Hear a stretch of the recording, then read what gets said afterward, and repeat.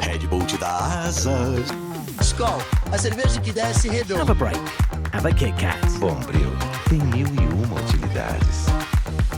Waffle.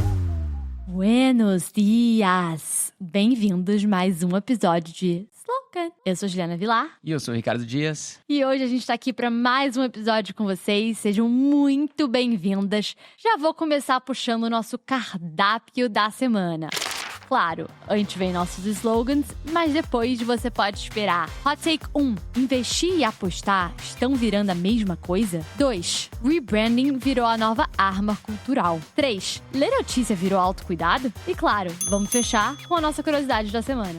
Não vai ter hot take extra? Você não vai trazer essa semana aí mais um? Vamos trazer, né? Vamos, eu vou pensar. Tá bom. A gente fala mais um aí no final. Combinado, vai Vamos ser espontâneo. Bom, começando com o nosso slogan. Normalmente eu trago um slogan gringo, né? Você é gringa. As pessoas não sabem que você é meio gringa. Não. Estudou em escola gringa e tal. Não, mas é até legal, porque senão os caras acham que você tá se achando aí, falando. É que você meio que pensa em inglês, fala em português. É legal isso, eu gosto disso, é legal. Você vai trazer um slogan brasileiro, é isso? Vou trazer um slogan brasileiro. Vamos lá. Eu sou meio gringo também, então não sei se eu vou conseguir Você é saber. muito mais gringa do que eu. Então vai. Tá. Literalmente, o slogan é seu crush do momento. Conhece? Crush, não, mas peraí, vamos lá, posso tentar? Sim. Dica é uma nova marca no mercado. Brasileiro. De perfume? Não. De roupa? Não. Não sei. Quer uma dica?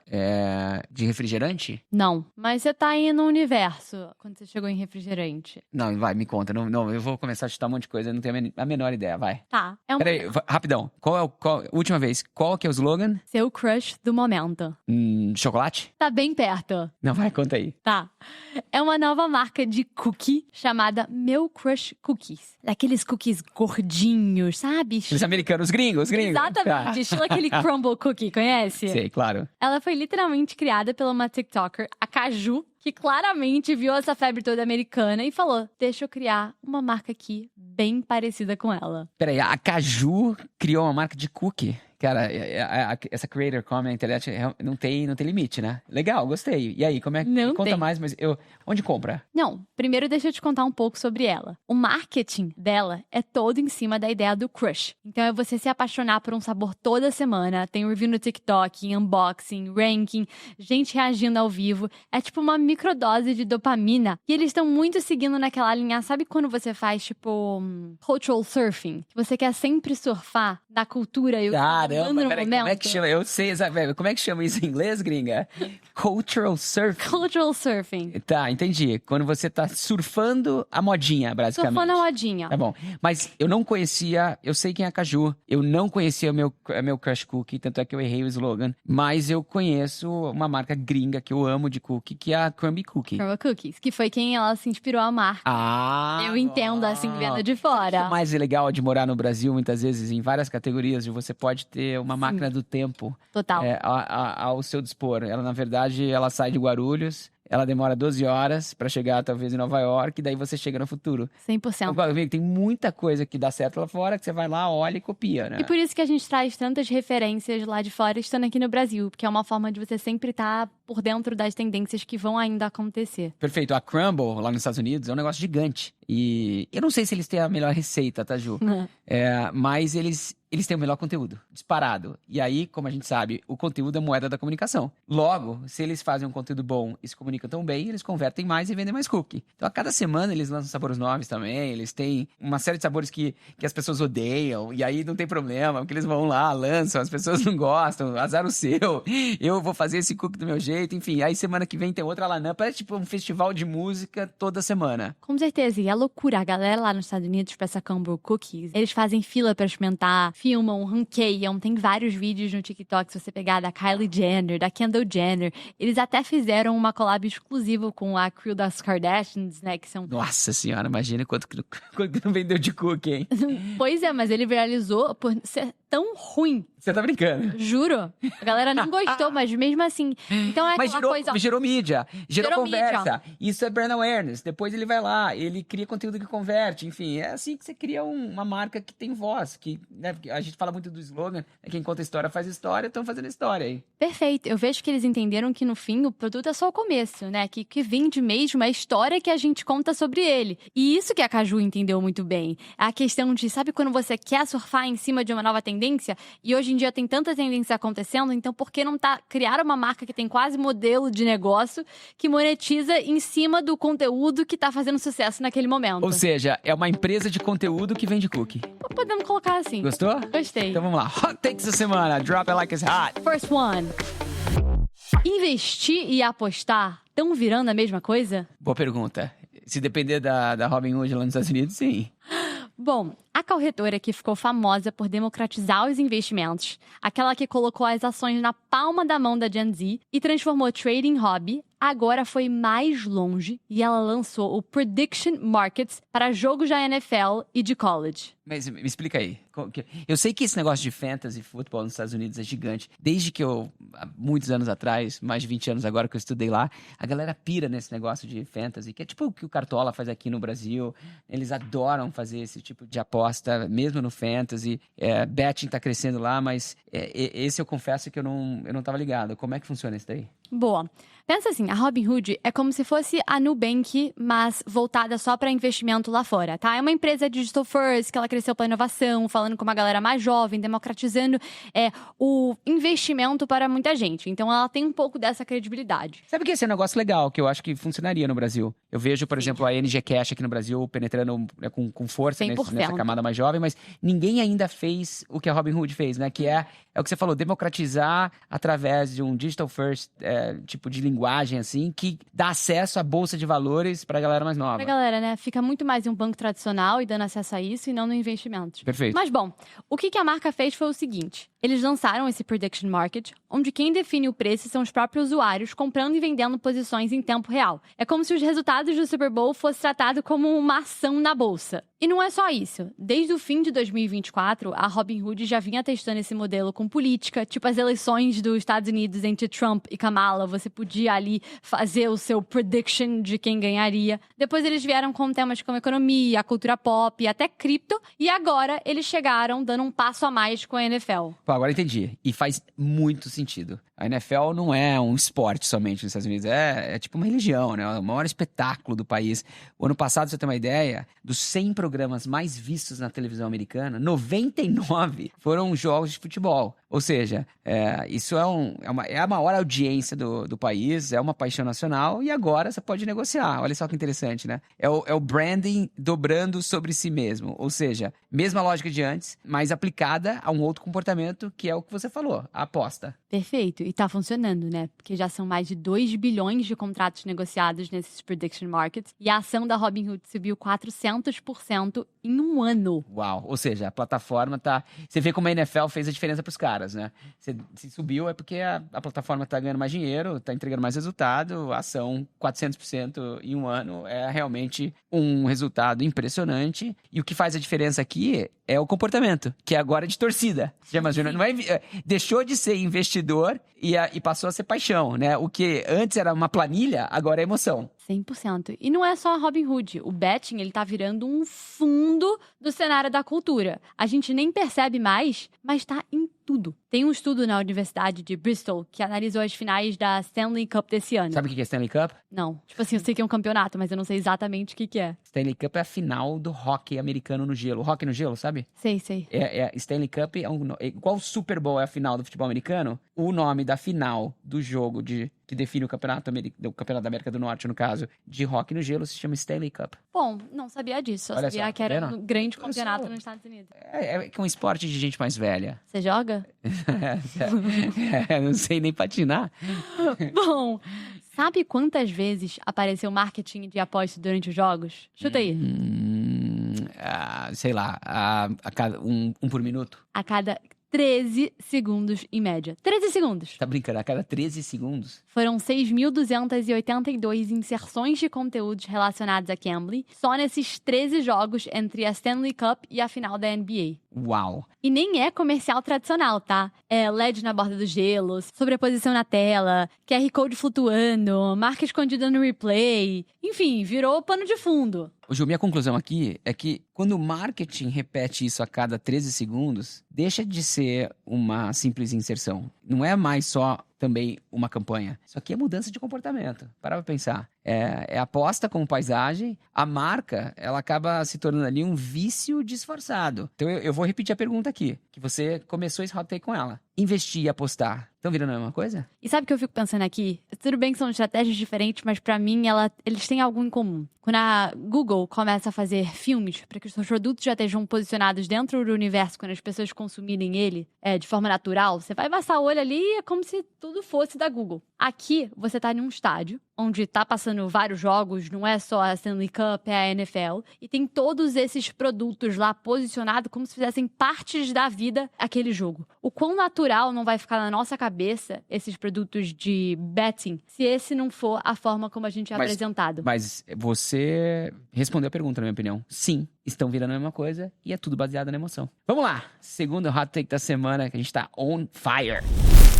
Rebranding virou a arma cultural. E eu vou começar ilustrando isso com uma marca que tá dando o que falar por aí, que é a Cracker Barrel. Você conhece? Me conta um pouco sobre ela. Óbvio que eu conheço, inclusive até falei no meu LinkedIn esses dias sobre isso, porque na semana passada teve esse caso todo de Cracker Barrel, mas antes, eu vou deixar você contar esse caso, que eu sei que você segue muito isso, você tá acompanhando, mas eu queria só falar que eu amo essa marca, tá? Por que eu amo? Porque essa marca é uma marca do Tennessee, um estado lá no meio oeste americano, e eu me mudei em 1995 para os Estados Unidos, mais precisamente para o estado do Tennessee, como um estudante de intercâmbio. E eu fui para lá, e um dos primeiros restaurantes que eu fui foi o Cracker Barrel.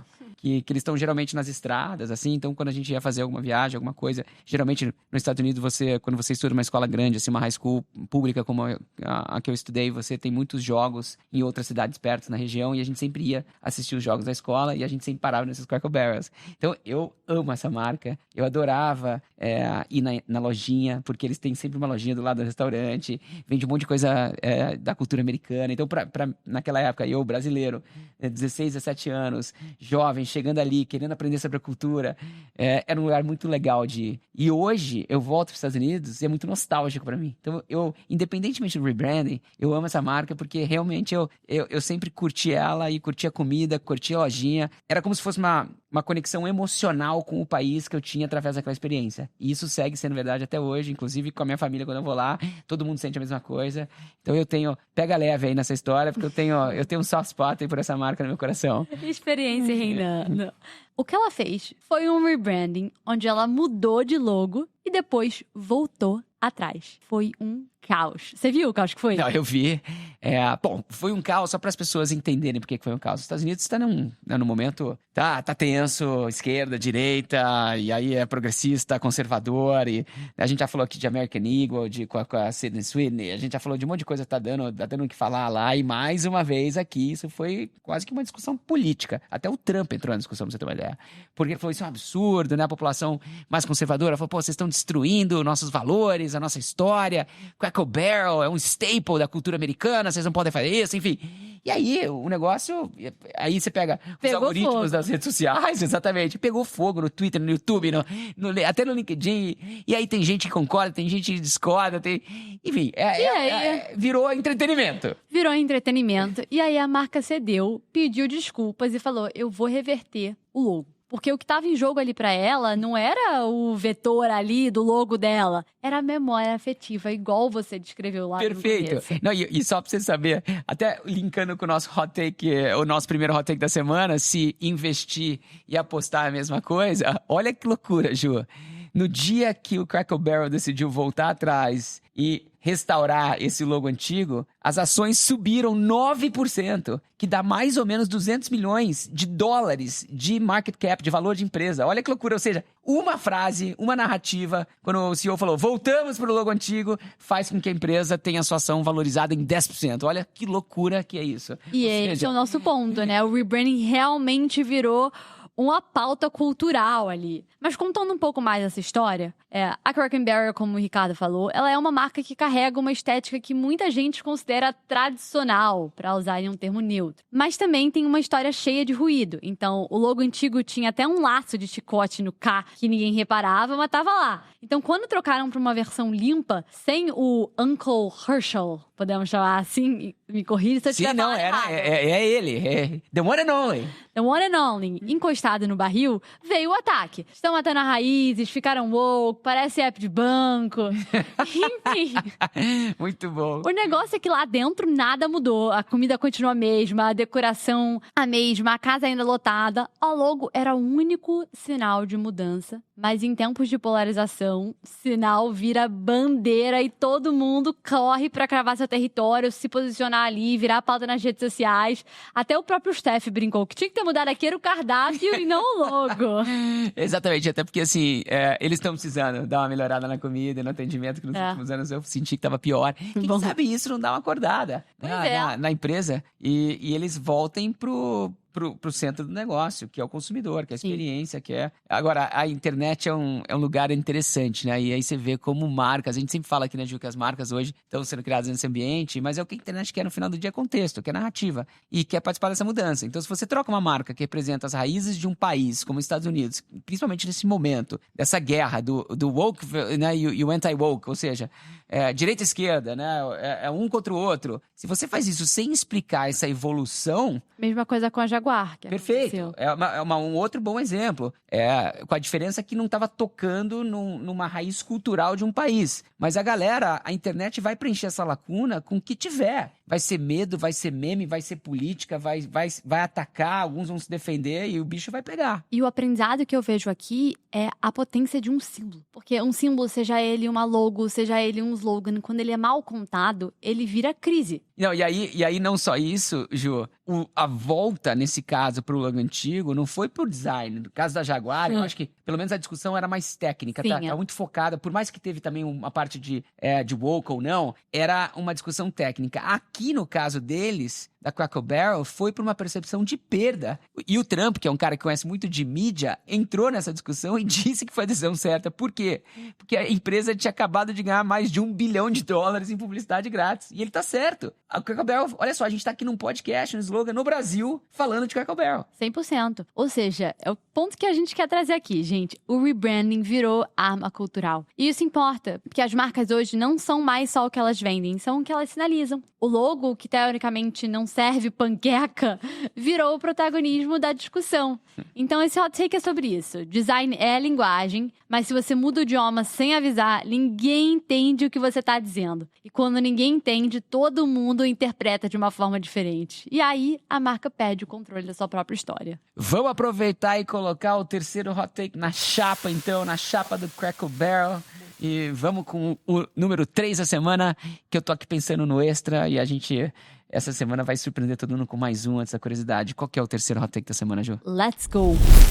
Ler notícia virou autocuidado? Bom, a New York Times acabou de lançar uma nova campanha dizendo, basicamente, que ler notícia faz bem pro cérebro. Eu concordo. Eu também. Me conta mais. Bom, a campanha se chama It's Your World to Understand e é uma resposta direta ao que eles consideram o maior concorrente hoje, o TikTok. Será que... Deixa eu te fazer uma pergunta. Você que é uma usuária de TikTok e a tua geração toda tá ali. Você acha que você gastar o seu tempo no TikTok é, talvez, brain rot? Como a gente já discutiu aqui, dessa expressão, que foi a palavra do ano em 24. Você acha que é brain rot fazer isso? Ou seja, que você não ganha nada, só ali tá desperdiçando seu tempo, basicamente? Eu acho que pode vir a ser isso com excesso, né? Porque nada em excesso é bom. Mas é uma plataforma que eu aprendo muito hoje em dia e que eu uso como ferramenta. Então eu diria que usando ela de forma moderada, não. Eu de fato gosto muito. Mas, claro, tem aquele scroll que você deixa o telefone scroll infinito e a tela só fica lá passando por você. Esse teu ponto é ótimo, porque o que eu acredito que o New York Times percebeu aqui, que o concorrente dele não é só um outro jornal. É o TikTok. É o TikTok. É o scroll. É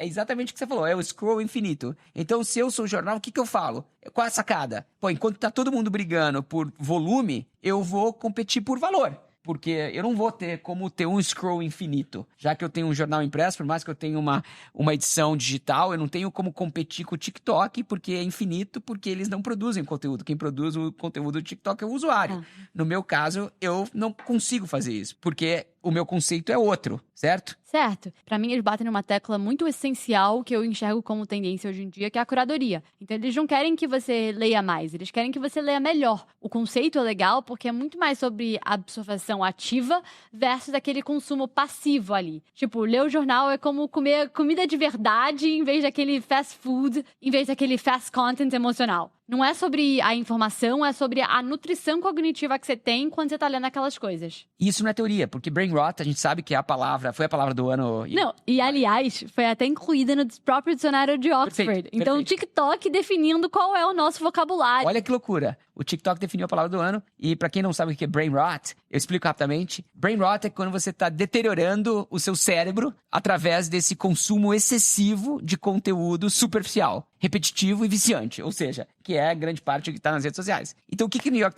Times tá fazendo, Ju? Ele tá falando o seguinte: eu sou o antídoto. Eu sou exatamente o oposto disso. E o vídeo da campanha tá bom, tá? Tem gente fazendo yoga, comendo sanduíche, dançando e lendo o New York Times. Tudo com um tom otimista, aspiracional, que eu sinto falta hoje em dia em muitas campanhas por aí. Menos salve jornalismo e mais isso aqui te faz bem. Perfeito, eu acho que tem uma virada estratégica aí que todo mundo deveria observar, porque o que eles estão fazendo, na minha opinião, é muito acertado e é, sem dúvida nenhuma, o melhor antídoto para eles brigarem contra o scroll infinito do TikTok. Eles não estão vendendo só mais jornal, estão vendendo uma plataforma de vida cotidiana. Tem receita, tem jogo, tem review de produtos, tem cobertura esportiva. Imagina um grande supermercado de conteúdo, mas com bons produtos, tudo curado, de acordo com o que o leitor quer ver e supostamente um conteúdo muito melhor para você, pelo menos intelectualmente falando, é um conteúdo com muito mais valor para quem tá ali consumindo. 100%. Isso é inteligente, porque eles aceitaram uma verdade, que o jornalismo não é mais uma obrigação, é uma escolha. E para entrar nessa rotina de alguém, tem que competir com série, feed, WhatsApp, meme, enfim, todos os conteúdos que a gente é impactado hoje em dia. Precisa ser desejável, não só necessário. Perfeito. É isso aí, Ju. Esse hot take é sobre isso. O conteúdo que sobrevive não é mais urgente, na minha opinião. É o que vira hábito, tá ligado? O New York Times entendeu que no mundo dessa distração infinita que as redes sociais trazem pro dia a dia das pessoas, o luxo é fazer com que as pessoas parem pra olhar você. Nem que seja por 1 minuto de atenção. É atenção, né? Acho que Que é a essa é a moeda moeda da sociedade. É isso aí. Quem conta história faz história. Agora eu tô curioso. O que você vai trazer de hot take extra aí? Bom, já que a gente falou de futebol hoje, que tal a gente se aprofundar um pouco mais nesse assunto? Vamos lá. Até mesmo porque tá na hora a gente começar a falar do maior espetáculo do esporte no mundo que vai acontecer em 2026. No México, Estados Unidos e Canadá, que é a Copa do Mundo, que é a maior... Eu não tô falando aqui que você tem que ser amante do futebol, mas você tem que entender que sim, é o maior espetáculo do esporte no mundo, é a maior competição e vai ser gigante. Os Estados Unidos sabe fazer isso melhor do que ninguém. E ainda mais agora, com 3 países participando, com muito mais time do que no passado. Vai parar o mundo, na minha opinião. Você tá ligada, né? 26 é ano da Copa do Mundo. Eu tô ligada, e eu tô ligada porque eu sinto que o futebol tá deixando de ser nicho. Sério? Sério. Você acha que tá virando cultura? Eu acho que tá virando cultura. E eu não só acho, mas a Harris Poll, ela soltou uma pesquisa que mostra exatamente isso. 75, e aqui a gente tá olhando pro mercado dos Estados Unidos, né? Porque como a gente falou, as tendências chegam lá antes do que aqui. 75% dos americanos dizem se interessar pro futebol e quase metade dizem que esse interesse só aumenta. Peraí, o futebol americano ou o futebol soccer? O futebol brasileiro que a gente tá acostumado de ver aqui, que a gente chuta a bola pro gol? Não, é o futebol mesmo, soccer, como eles chamam lá Futebol, nos esse que Estados a gente Unidos. joga aqui no Brasil, Futebol. que jogou o Pelé, que jogou o Ronaldo, é esse, que a gente chuta a bola no gol, certo? Exatamente. Não é aquele futebol que ele joga com as mãos. Não, o fã... não. E bom, o fã americano ele é outro bicho. Não dá pra usar o mesmo playbook da Europa ou da última Copa. Mas o futebol tá chegando diferente, com menos tradição e mais abertura. E o estudo mostra como isso se espalha. Então, 21% dos fãs conheceram o esporte em ligas infantis. Que nos Estados Unidos faz total sentido. Lá, todo o esporte começa de baixo pra cima. Começa ali na tua escola, na tua vizinhança. Todos os pais e mães se envolvem, né? Tem o lance da soccer mom. College football lá é muito forte, que aqui não é tanto. Não, é tudo. Lá o esporte faz parte da cultura no dia a dia das pessoas, principalmente quando jovens. E olha esse dado aqui. 61% dos fãs dizem que o que traz o futebol à vida são os atletas, e não só o time. É o culto ao indivíduo, a construção ali do ídolo. E 47% seguem o jogador mais do que o clube. E aí entra a oportunidade, Ju. Porque a Copa de 26, lá, vai ser a primeira vez que muito desses jogadores vão estar jogando num campo local ali. As pessoas vão poder ver eles, porque a grande maioria dos jogadores de futebol no mundo, principalmente, tudo bem, tem algumas exceções como o Messi, que está jogando nos Estados Unidos agora, mas grande parte deles está na Europa. E vai ser agora, os Estados Unidos vai ser o grande, até porque 80% dos jogos vão ser nos Estados Unidos, logo vai ser o grande palco do futebol mundial. 100%. Eu vejo assim, tá? O futebol tá virando uma marca e os jogadores são tipo os creators, que muitas vezes se tornam maior do que a própria marca. Ah, entendi. Você paga pau assim pro Cristiano Ronaldo? Olha, não tanto ainda, tá? Mas depois daquele anel que ele deu pra... Ah lá, tá vendo? Mas olha só que olha que legal que você tá falando. Quem é a mulher do Cristiano Ronaldo? Georgina. Exato. Mas olha só que legal.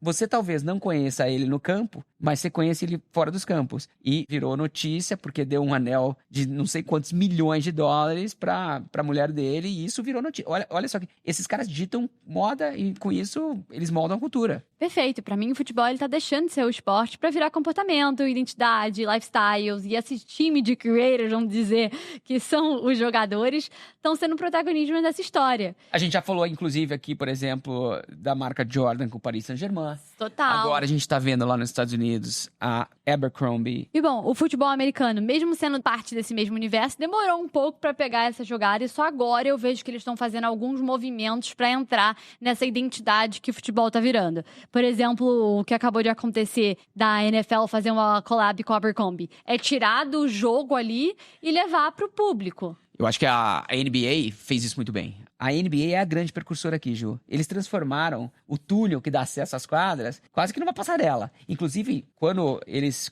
começaram a olhar pra moda de uma maneira diferente, foi uma regra da NBA que os jogadores tinham que estar bem vestidos. E aí que começou essa competição do jogador mais bem vestido, os ternos, isso e aquilo. Eles queriam realmente mudar a imagem da liga através das roupas, através da moda, e conseguiram. Total, e é só você ver os looks que as pessoas usam pra assistir a NBA. Perfeito. Você já fala, gente, virou um lifestyle como um todo, né? Você torcer pra aquele time, deixa de só ser eu amo aquele time, eu amo aquele jogador e por isso eu tô torcendo por ele. Mas vai muito além disso de o pertencimento ali de um grupo, de uma marca, de uma identidade, de um status sociais, você torcer pra aquele time. Então, Ju, 2026, quem ganha a Copa? Brasil, óbvio. E quais são os seus jogadores favoritos? Conheço poucos, então eu diria que o Neymar. Cristiano Ronaldo ainda joga? Vai jogar.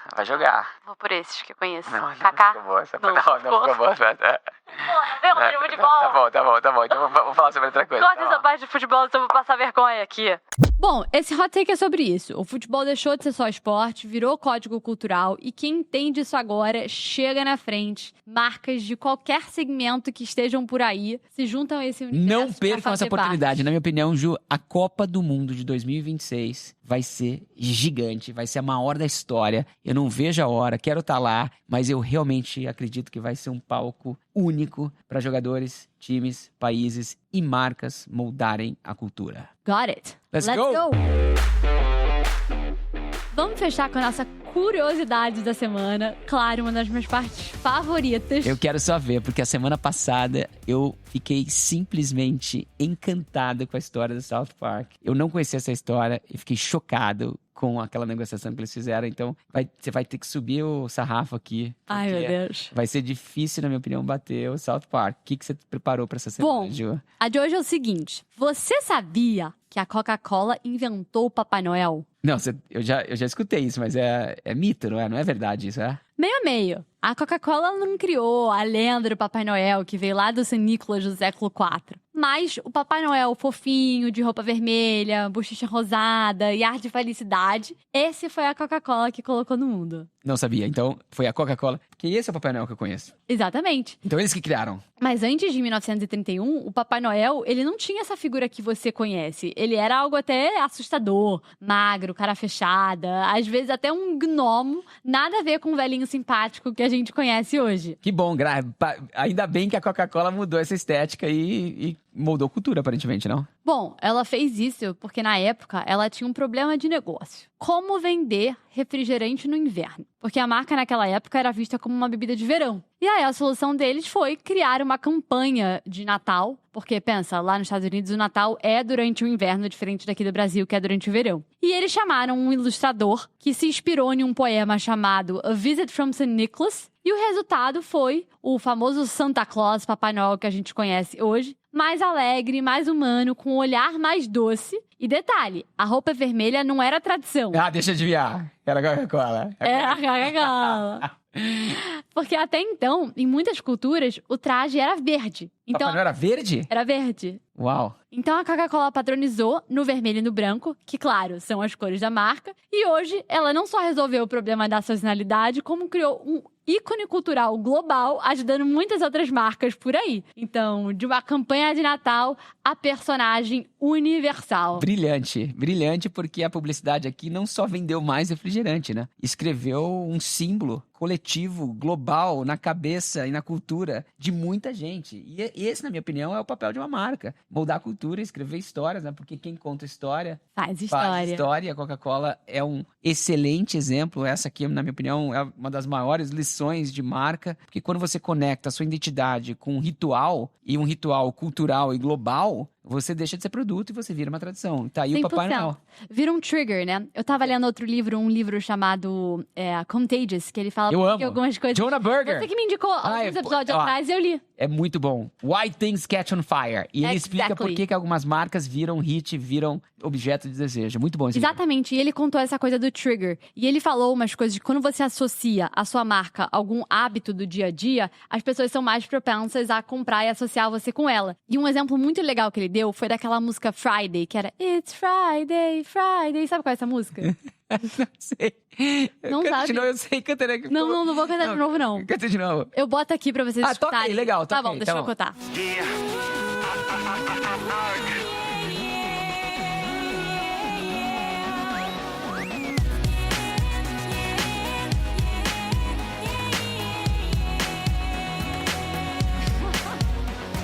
A cara dele, pra quem não tá vendo, gente, é de... Isso é muito ruim.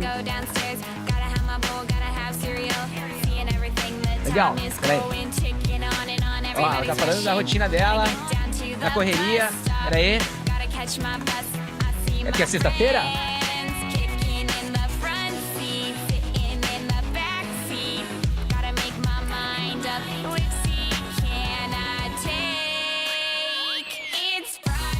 Essa é a parte. Legal, entendi. Essa é a parte. Então, a música que ela falava um pouco de rotina e falava Friday. E o que eles viram a música de fato, ela não era boa, como a sua cara mostrou. Mas toda sexta-feira, Eu gostei da música depois que eu escutei, achei legal. ela tinha picos de pessoas escutando a música. Só por causa do Friday. Então, as pessoas associavam Esse isso era o ao momento de gatilho. consumo. Esse era o Ou gatilho. seja, Papai Noel deu sede, vamos tomar uma Coca-Cola. Exatamente. Vamos Qual é o nessa. gatilho que a sua marca tem? Bom, e com isso a gente encerra mais um episódio. Muito obrigada por estar aqui com a gente. Não se esqueçam de deixar seus comentários, contar pra gente o que vocês estão achando, pedir pauta, o que a gente... Compartilhar. Dá 5 estrelas. Contar pra gente o que vocês querem ver por aqui e dar 5 estrelas. E eu espero todos vocês na semana que vem. Valeu, Gil, foi um prazer. Até logo, gente. Tchau, tchau.